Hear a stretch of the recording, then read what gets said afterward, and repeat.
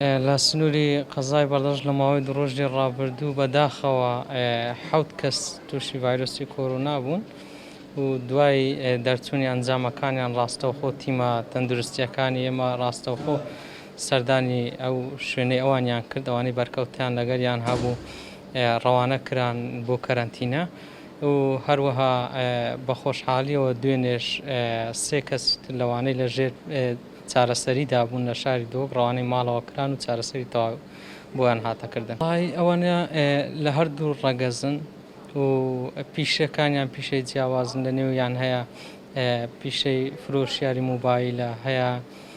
ئافرەتی ماڵەوەیە، پیاوەکەی پێشمەرگەیە پیشەکەی و ئەوەی تر ئافرەتی ماڵەوەن و بەتەمەنیان تێدایە،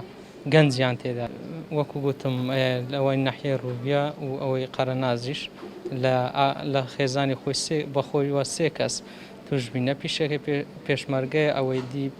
ئەوەی نەحیە ڕووبیا پێشمەرگە و موبایل فرۆش. کۆی گشتی ئەوانەی کە توش بوونە لە سنووری قەزای بەردەست لە سەرەتای دەرچوونیان ڤایرۆسە 29 کەسن، 21یان چاک بوونەتەوە بە تەواوی، تەنها 8یان ماوەن ئێستا لە ژێر چارەسەریدا.